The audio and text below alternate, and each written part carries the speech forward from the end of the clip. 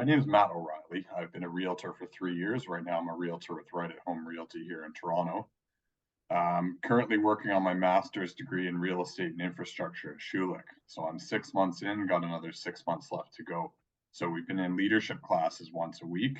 And I reached out to Howard as with his podcast. He's kind of making waves in the industry. He's got a very highly rated podcast. It's been recommended to me a few times. So I reached out to Howard to ask him a few questions for a major paper I'm writing, just three major questions about his leadership experience in real estate, as I myself and my classmates as well are hoping to go into a leadership position in the industry after this program is finished. So here I am with Howard. I'm going to ask him these three questions, and we'll see what we can get into here.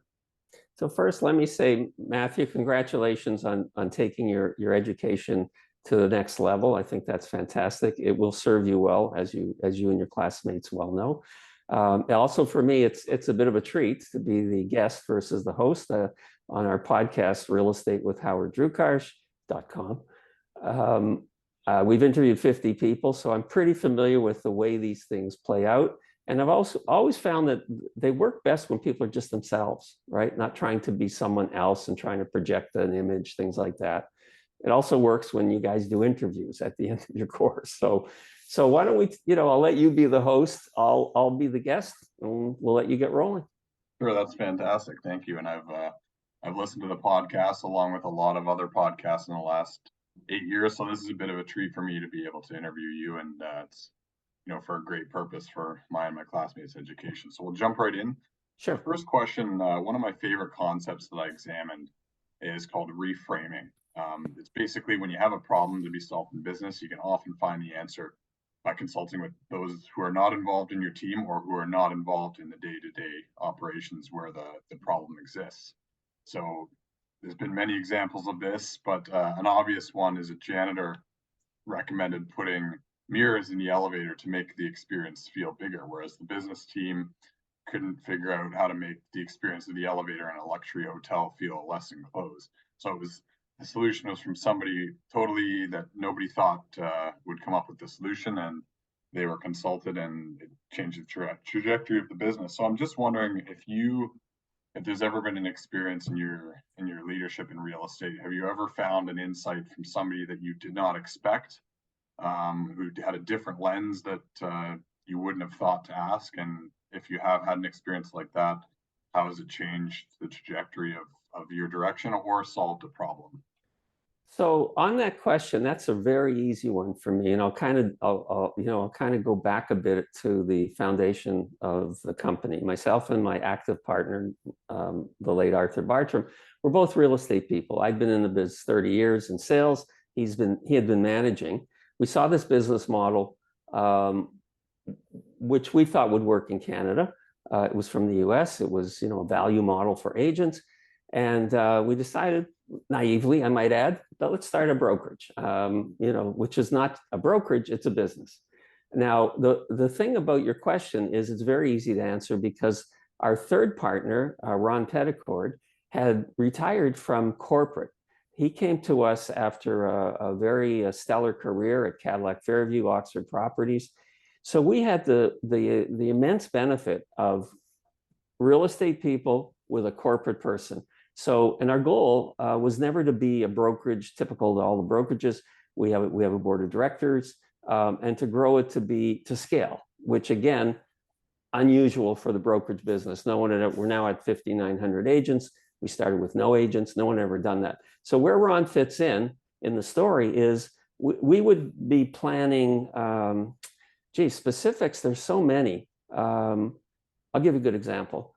I went with Ron to, we were opening a Mississauga office, and the space was raw space, and he understood development and all of that. And we looked at the space, and there was the space we're interested in, and then there was a unit next to it. Now, we were still in the growing stage, and I thought, wow, this is really nice space. And he said, we should take the additional space for growth. We've already outgrown that space. So those are the things that Arthur and I probably wouldn't have seen because we're focused on being real estate people, helping agents and recruiting and solving problems and all of that. So there was endless stories where Ron would we took space. This was another thing that was his idea. Location's so important. I'm sure this, the adage that's been in this business forever, what's the most important thing? Location, location, location. So once we moved out of our head office, we found a spot right next to the Toronto Real Estate Board. In fact, we got the end unit of a new development. So why was that good? Everybody gets licensed, has to drive by and go to the TREB building. So the advantage, it's like what banks do. They get on corners so people see them. Again, Ron's experience. So would we have done this on our own? I think we would have grown a nice, successful brokerage, but we would have never gone to where we are now, Canada's largest independent brokerage. For the last 8 years, the #1 brokerage in the GTA and unit sales, because we had a corporate mind working with a real estate mind. And I think if I'm going to kind of elaborate for you and your colleagues, it's good to have that kind of call it a partnership, because whatever your strength is, and you should follow your strengths, no question, it's great to have somebody outside giving you new ideas. And that, I think, is where a lot of companies fail. It's my company, it's my idea. Janitor doesn't know anything. I'm not even going to listen to him. Look at what it did for that company. So that's a great case study. Thank you very much. That was a fantastic interview answer to that, and I can actually relate that end unit. The reason I ended up at right at home is because driving down Don Mills to get to Schulich, I would pass right at home, and it's a very attractive office. So that's I can very much relate to that answer, and it's very interesting. So I'll pass it on to Ron. Go ahead. So the second question, there's basically been 5 essential leadership qualities that we've been taught. Those are drive, self-confidence, integrity, intelligence, and sociability. And in my class sessions, there's been debate about which ones are actually not very necessary according to some people, but we've been taught that they're all pretty necessary. So given those, you have them, I think, in front of you. Could you describe which of those qualities of leadership have served you best in your career so far? Okay. Obviously, you're talking to an entrepreneur. I mean, spent 30 years as a real estate salesman, started a company. So I have very specific vision of that. But when I looked at the 5 questions, and I'll just repeat them for benefit of those: drive, self-confidence, integrity, intelligence, and sociability. Initially, it was a hard one to decide and number 1 wasn't hard. It was number 5.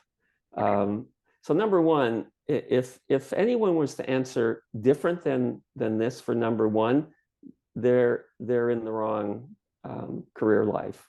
They have to find something else. Drive is number 1. You will run into more roadblocks and more challenges as an entrepreneur than you can ever imagine, and you have to have the drive to overcome those things. And I think there's so many books written about that, and whether it's Think and Grow Rich, Napoleon Hill, there's so many books out there, and a variety of other people that have done it. So drive's number 1. Number 5 is also hard, but not that hard. And this is probably going to go against probably what some of the people in your course would have said.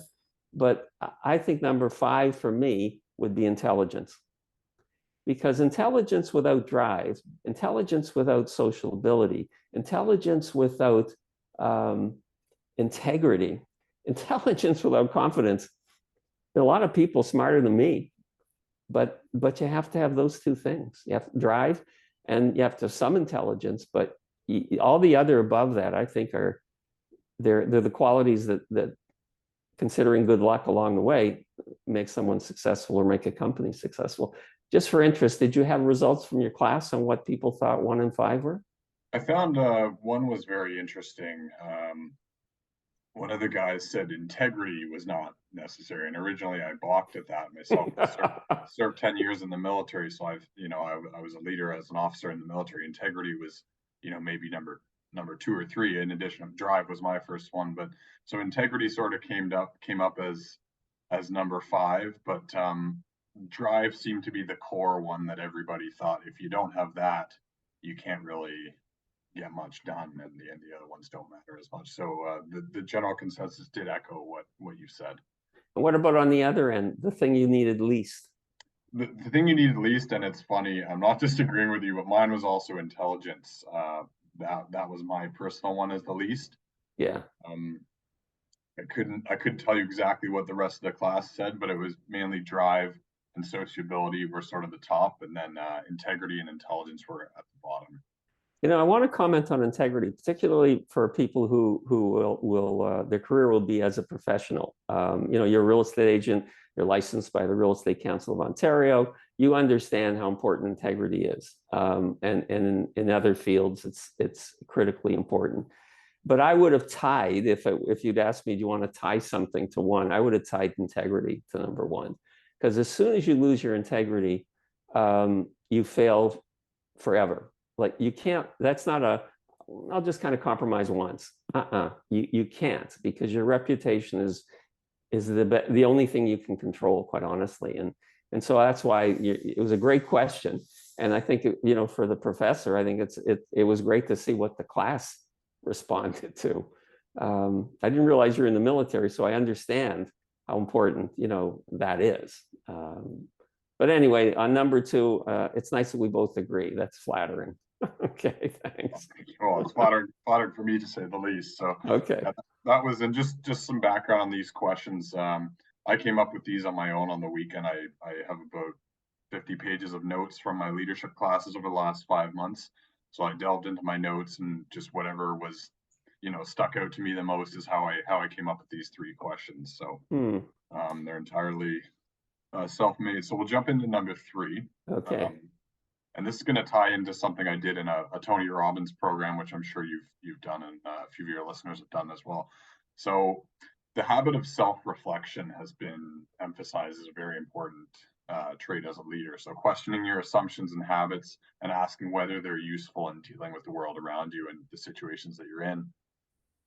So then how I tied that back in my notes into the Tony Robbins program was, he said, you can get what you want, you can reach solutions much better by asking better questions of your life. If you have a problem to solve or something that a breakthrough you want to make, you ask better questions and you examine your assumptions. So could you speak to the importance of self-reflection, reflecting on your habits and assumptions, and asking better questions to arrive at solutions yourself in your. It's again, for me as someone who's lived through the trials, tribulations, and success of an entrepreneurial life, it's a very good question, because you have to face difficulties. You have to face rejection. You have to face people taking shots at you. They take shots at you because they're worried about you. So self-reflection is I believe I'm doing the right thing. Could I do things differently? I think self-reflection should be an everyday event, because business requires you to be thinking every day about what you're doing. It's asking questions is the other thing I think is underappreciated. And I'll go beyond just asking yourself questions, but when you ask other people questions. I'll give you an example. It's a real estate technique. You can use it. It's a free technique for me. I took a course about a training course, because I came out of marketing and basically had never really gone into professional selling, which most people think is just canned expressions, and it doesn't work. But the theories behind it are great. And here it is. So you're out at a listing appointment, and someone says, Matthew, I'd like to list with you, but my cousin is an agent, so I can't do it. So you're going, oh God, how do I overcome that? So the way you answer a question, my opinion, is with another question. I think it's simple. And so the question I would use after that would be, in addition to your cousin, is there any other reason? You'd hesitate. And then they go, well, no, it's just my cousin. Then you go to the next stage, which is, well, in real estate, listing with a relative or a very close friend is never suggested, because if something goes wrong, that person's held responsible forever. And you just wait. It's killer technique. But what I'm saying is use questions not to take advantage of people, but to help them make better decisions. So do you reflect every day? Again, from an entrepreneurial point of view, and I used to tell the managers when I was running the company, every day somebody is trying to recruit your branch administrators. Every day someone's trying to recruit your agents. So self-reflection is, what do I do to keep my company growing? And I think it's not just self-reflection about the individual, but about the company. So, taking a course like you're taking, I think is great framework when you get out, because they're teaching you critical thinking, right? They're not teaching you necessarily, just theory. It's critical thinking. And I think that's the thing. I mean, when people ask me about, you must be so proud about, what you've accomplished. It's real simple. I'm so proud that we had an idea and it worked, because there are so few businesses that succeed. And so self-reflection is critical, and all the things we've talked about today is critical. And I think, I certainly compliment you for taking on, outside of the restaurant business, probably the hardest business you could have got into. The beauty of it, of course, and everybody gets into it because there's no ceiling. You can be an agent till you're 90, and and the business grows on. The longer you're in, the more clients, the more referrals. The longer you're in it, the easier the business is. So that's my vision of not just the self-reflection, but being in a business and trying to remember that you have to question yourself, because nobody has the answer. I just want to leave you with one other thing that I got from my partner Ron Petticourt, which really helps when you consider the question. You may already know this from studies, but Matthew, if I were to ask you, what's the most important question, or what's the most important attribute or purpose of a CEO? My obvious being in business school answer would be to create returns to shareholders, create value for the people that own parts of the company. Okay, and that's a very reasonable and logical answer. Another way to look at that, because once you get into the human dynamics of running a business, the most important role of a CEO is to find truth. Okay.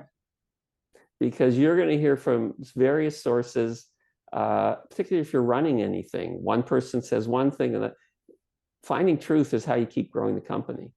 And I don't know if this is a positive or negative, but I wanted to take advantage of the opportunity to dispel how easy it is to run a business. Because I think, I don't know your classmates, and I don't know if they're new to, to taking a course, or they've experienced business people. But running a business takes a lot of skills, a lot of luck, and self promotion. Great agents like you. Well, thank you. Okay. Yeah, no, it's been a tough road as an agent. People, a lot of people think it's easy, but I basically knocked on a couple thousand doors in my first year, starting from scratch right out of the military. So it's given me, now back at school, it's given me a very real lesson in the difficulties of actually making a business work from the ground up, regardless of education. So. And it is a business, and I don't think it's different. Business is all about handling rejection. You're gonna get more experience in handling rejection than you can imagine. People are going to reject your ideas. Employees you want to hire are going to leave or won't join. But you have to have the drive, and I guess I'll go back to drive is the key.